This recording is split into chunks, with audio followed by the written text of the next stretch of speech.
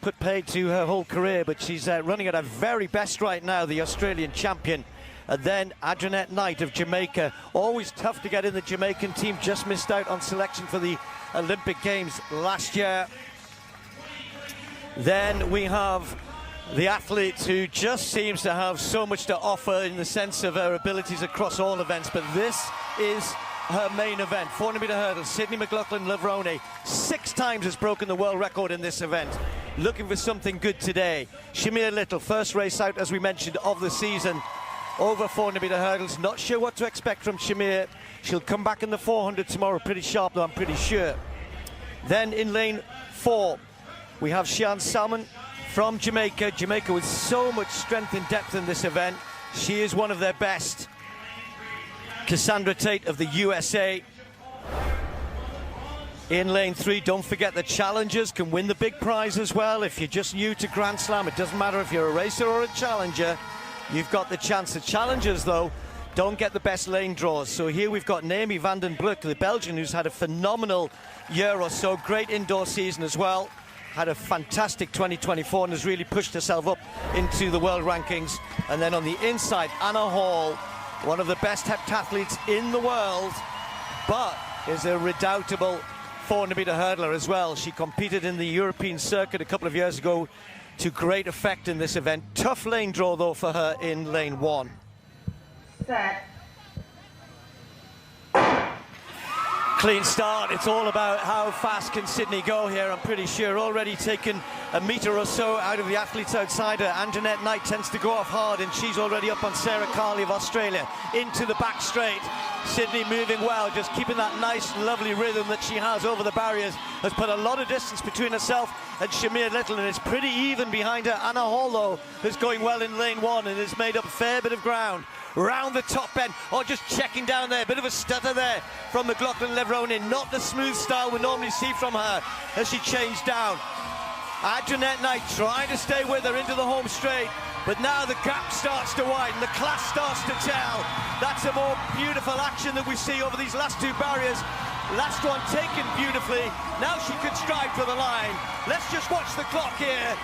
It's 52.07, clear win once again for McLaughlin-Levrone. Not convinced it was necessarily one of her best races, but that's because her standards are so high. She's so good. She is still so much better than everybody else. Good scraps going on behind her, and Anna Hall in lane 1 ran very well to come through in 3rd. Lane 1 is tough. With Sydney, I think she responds to pressure.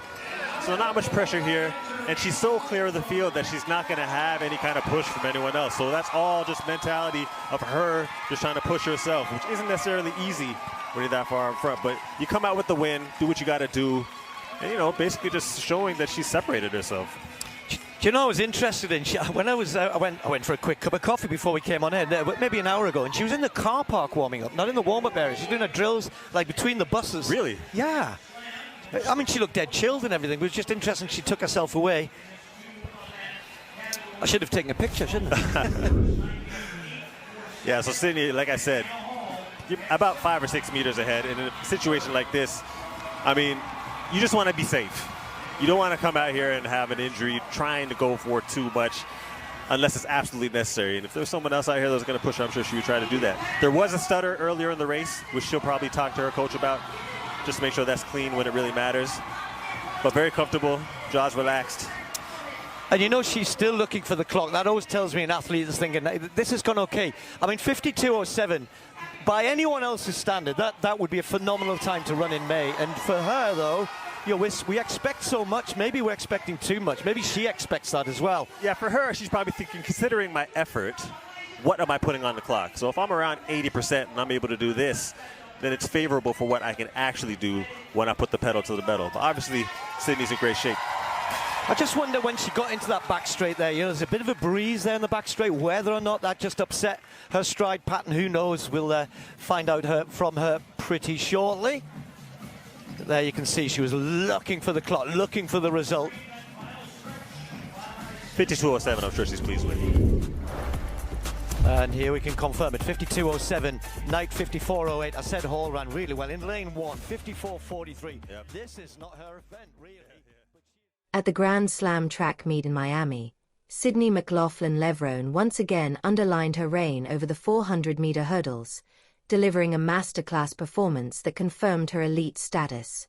Stopping the clock at an outstanding 52.07 seconds, she not only secured a commanding win but also etched her name into the record books with the fastest time ever recorded in the event prior to June. For most, this would be a career-defining moment. For Sydney, it was merely a smooth progression toward her season's ultimate goals. From the moment the gun fired, McLaughlin-Levrone exuded control and ease. Even a minor hesitation at one of the hurdles on the curve couldn't disrupt her flow. She regained her rhythm with precision and surged to the finish several strides ahead of her competitors. Though not flawless by her own elite standards, her supremacy on the track was never under threat. Jamaica's Andronette Knight finished runner-up in 54.08 seconds, showcasing strong form in a high-caliber race. Known for her explosive starts, Knight put up a solid fight early on but eventually fell behind as Sydney's impeccable form and powerful strides proved too much to match. In third, American multi-eventer Anna Hall crossed the line in 54.43, an impressive showing for someone more accustomed to 7 events than one. Despite the tight confines of the inside lane, Hall's competitive spirit and versatility shone through. Also joining the field were notable names such as Australia's Sarah Carley, whose return to competition after a life-threatening gym accident continues to inspire, and Shamia Little, making her season debut in the 400-meter hurdles.